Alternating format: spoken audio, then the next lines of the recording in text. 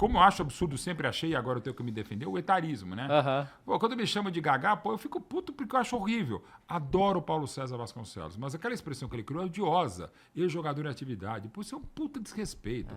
Eu posso até ser, eu já estou sendo um ex-jornalista em atividade, até eu fiz curso de arbitragem, podia ser um ex-árbitro de atividade, mas você ficar aposentando as pessoas é horroroso. E mesmo que seja um ex-cartola em atividade. Recente, né? Então, a Leila é que mais faz. E eu acho engraçado, sendo dona da Crefisa, que ela devia saber né, que não se pode aposentar ninguém, ou ajudar, como a Crefisa ajuda também. Gente, é horroroso. Até porque, inclusive, ela tem o Everton e o Marcos Rocha, que já passaram dos 36, campeoníssimos, e que merecem o respeito como outros jogadores. Ficar aposentando o Lucas Moura, gastaram dinheiro no GA e a solução ainda é o Marcos Rocha. É o Marcos Rocha, tem bem exato isso, Matheus. E de novo, e mesmo que seja, né? O Flu, no jogo que eu vou fazer hoje pelo SBT, tem um moleque que é muito talentoso, que é o Isaac, 17 anos, cara, que pode até não rolar, mas assim, o Fábio com 60... Pô, o Fábio eu vejo, cara. E é goleiro. Goleiro, cara, e ainda em altíssimo nível. Eu lembro eu fazia pela Band o Sul-Americano de 99 com o Ronaldinho Gaúcho, lá na Argentina. E os goleiros eram o Júlio César e o Fábio. Cara, e os dois excelentes, né? O Júlio acho que um pouquinho acima, o Fábio de um excelente nível. Só ver o que ele fez, sobretudo, no Cruzeiro. O problema do Fábio é que ele tem 40 anos de muito nota 7, 8, pô, é bizarro. Não, e assim, foi um dos caras mais injustiçados na história da seleção brasileira. Podia ter ido mais vezes. Podia até não ser titular, eu acho, por exemplo, no caso, até desde essa seleção sub-20 de 99, que foi semifinalista no Sul-Americano e também no A partir de 10 ele poderia ter ido em várias.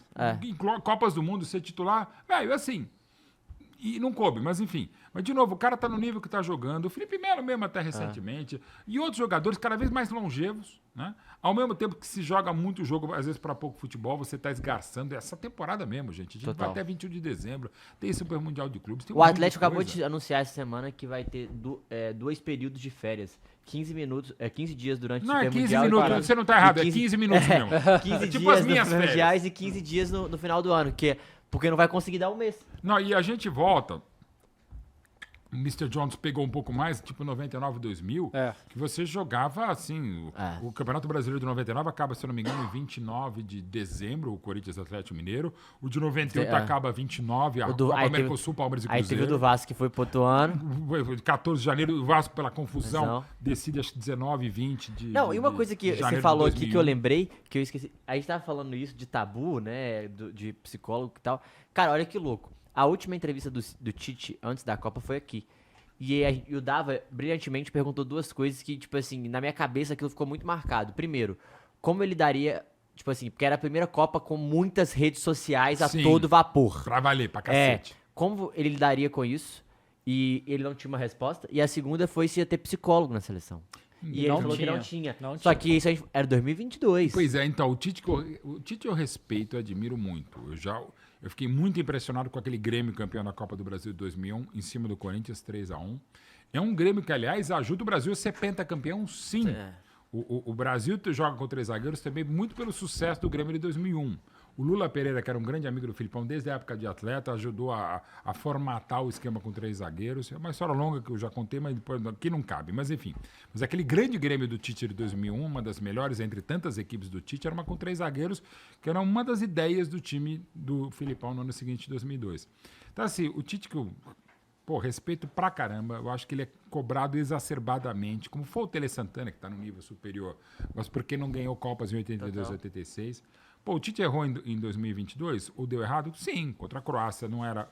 Embora falamos aqui que o Vini não é aquele, é um cara que não se tira.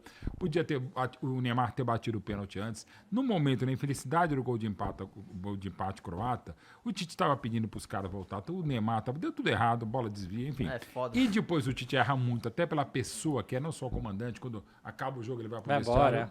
Ele errou. Mas, de novo, se demoniza o Tite de uma maneira escandalosa. Ele é um grande treinador. No Flamengo não rolou, e para piorar para ele, mas não para o torcedor rubro-negro, e o que importa é o torcedor, não o Tite, nem minha mãe, nem ninguém, é que logo depois que ele sai, o Flamengo passa a jogar a bola aqui. Infelizmente, né? Porque daquela final dava. Copinha do Brasil, cara. Não, e ganha Supercopa. O Felipe Luiz, como o Jorge Jesus de 19 já tem mais títulos do que derrotas na carreira. Então, assim, um baita treinador. E com o mesmo grupo, né? Você pode também, ao mesmo tempo, falar, será que os caras não estavam afim? Também dá para discutir. O que não tira nenhum mérito do Felipe Luiz, é mérito até dele conseguir, e até, gente, por algo que passou com o Felipe, que não é fácil, e já aconteceu várias vezes na história do Flamengo, com outras equipes históricas. Em 81, o Carpegiani assume no lugar do Dino Sani no Flamengo, para montar um maior time que eu vi na vida, que é o Flamengo de 81 e 82, que é o meu primeiro livro oficial do Flamengo, junto com o querido companheiro André Rocha também, o Flamengo de 81. Vou poupar, tá? Mas não, tem um gigantesco capítulo, evidentemente, sobre o jogo do Serra Dourada. Mas, enfim, o Carpegiani tinha sido parceiro de praticamente todos, como o Felipe Luiz também. Gente, é muito mais difícil.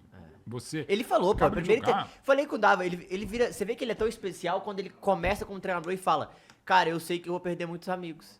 Cara, e não tem jeito. Mas olha o tamanho. Mas é da cabeça. Porra. E a coragem, e o resultado a gente tá vendo.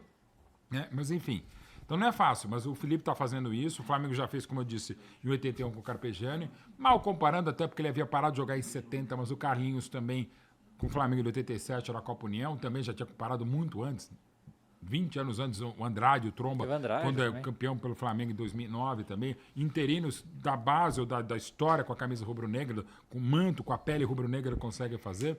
Enfim, não é fácil. Então o Tite também é estigmatizado pelo trabalho realmente decepcionante no Flamengo. E ele sabe que foi decepcionante. O cara que entende muito de futebol sabe.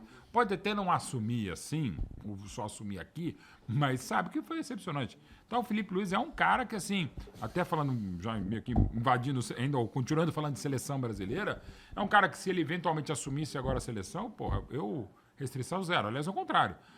O Falcão, por exemplo, em 90, não era treinador, virou. Em agosto de 90. Dunga, em 2006. O Falcão não durou um ano, mas não dava pra durar mais. O Dunga de 2006 a 2010. Ah, tá, sim. O Dunga foi melhor que a encomenda. Foi. Pô, eu tava vendo, a gente levantou aqui os dados. Pô, ele é um dos melhores em porcentagem, pô. Inclusive, exatamente, em 2007, quando ele ganhou aquela Copa América na Venezuela, era a Argentina completa, uma base, depois seria de novo campeão olímpica pela Argentina. E a galera não acreditava no time, pô, e o foi Júlio Batista 3-0, pô, o Daniel Alves entrou durante o jogo. Naquela época o Brasil levava reserva para a Copa América. Mesmo? Sim. E aí depois ainda conseguiu ganhar uma... Copa das Confederações 2009 na África do Sul, mas ganhou. Em 2010, cara, um ótimo primeiro tempo contra a Holanda, que seria vice-campeão mundial, no finalzinho da prorrogação. Também deu um pouco de azar, e aí, assim, a única falha do Júlio César no período, o Júlio era o melhor goleiro do mundo, cara. Falhou, o Felipe Melo também foi infeliz. O Dunga falha ao manter o Felipe Melo, que visivelmente ia fazer o que fez. Tava óbvio. Tava ok. E aí, meus problemas com o Felipe Melo. Eu fico sempre foram impressionado isso com Copa do Mundo. O tanto que acho que agora a gente trabalhando, cobrindo, né, nos últimos anos a gente tem mais essa visão. O tanto que os momentos são vivos na sua cabeça, né? Tipo assim, é muita concentração, você lembra de detalhes que você não lembra de jogos. Cara, Copa, assim, evidentemente estamos falando de alguns malucos, estamos entre malucos, mas assim, né, minha vida também.